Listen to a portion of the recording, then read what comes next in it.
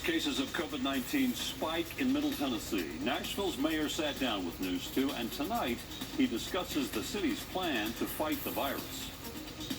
We've had a 20-year-old with no past medical history ending up in the ICU on a high-flow oxygen. Was able to avoid the ventilator, but barely. Rural hospitals faced with the reality that their facilities might run out of beds. And breaking news tonight, as 3 veterans' homes here in Middle Tennessee now report new cases of COVID-19. Not only are we seeing hot temperatures. At 10. Tonight on News 2, Mayor John Cooper shares an urgent message as cases of COVID-19 spike in the mid-state. Welcome to News 2 at 10. I'm Bob Mueller. Mayor Cooper shares with Eric Egan his thoughts on a lockdown as well as a new plan to stop the spread. 771. A 24-hour record in new positive COVID-19 cases.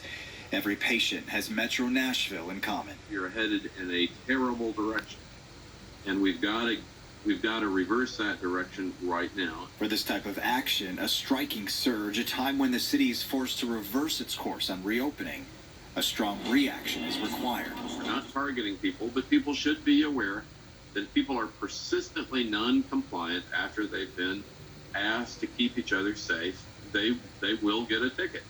And we have to do that because we're at 771 cases. Tuesday, Mayor John Cooper announcing people who do not wear a mask in public will be ticketed.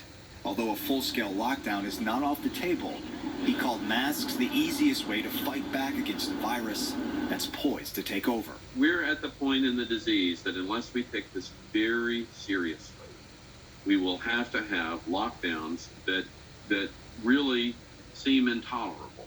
But in order to keep our hospitals functioning. Cooper called it his greatest fear.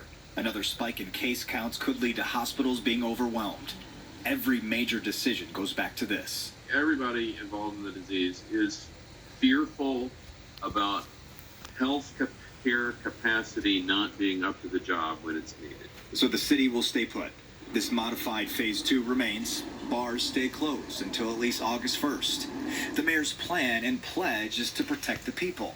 Masks now will save lives and jobs later. With our current spike in disease, this is not a moment for relaxing where we are. But for remembering who we are. The city has shown it before, all too recently. Mayor, if I would have told you in late April or early May we'd be here today, what would your reaction be, you think? Well, of course, none of us would have believed that we would have wandered into a bad science fiction movie, but we have. And frankly, I'm here today telling you that Nashville is back into another tornado situation where everybody has to have each other's back and we have to work together to get through this crisis.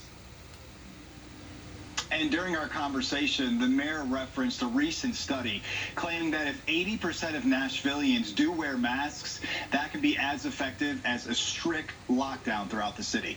Bob, back to you. Thank you, Eric. COVID-19 does continue to spread not only in metro areas, but also in rural settings. News 2 CB Cotton shows us how those communities are coping. At least 50 miles away from the neon and the hustle of Nashville is Murray Regional Medical Center. Located in Columbia, the city's pace is different than Nashville, but the effects of COVID-19 felt by physicians here are just the same. The most alarming thing is watching patients get worse despite us doing everything we possibly can. The hospital receives patients from several surrounding rural areas. Dr. Karthik Jyothianandan tells News 2 that's not spared them from a spike in COVID-19 cases. We have a 26-bed ICU. We're almost at full capacity now. We have a lot of capability. We're not really stressed. It's manageable, but we have potential. We're planning ahead if we need to expand our ICU to other floors. Since the onset of the pandemic, Murray Regional Medical Center has had no more than 12 COVID-19 inpatients at one time, until July 6th, when they had 22. This is really escalating rapidly. And he's seen younger patients. We've had a 20-year-old with no past medical history ending up in the ICU on a high-flow oxygen. was able to avoid the ventilator, but barely. Josie Anandan says while their increase in numbers may not seem big, it does mean people everywhere need to take precautions. Public safety practices need to be practiced by everybody, because if you just do it in one county, it's not helpful because there's so much traveling. So I think, it needs to be done by everybody. In Murray County, I'm Phoebe Cotton, News 2. And as you heard Mayor Cooper tell Eric Egan, Metro Police will start enforcing mask wearing tomorrow here in Nashville. Officers will be taking 16-hour shifts on Broadway to ensure this happens. Failure to comply could mean a $50 fine. If someone refuses the citation, they can be charged with a misdemeanor. There are limitations, though, such as people under the age of 13 and persons who are medically exempt. This announcement comes as cases continue to move toward downtown Nashville. The dark red color shows the most concentrated cases of COVID-19. Those cases are also spreading throughout the city.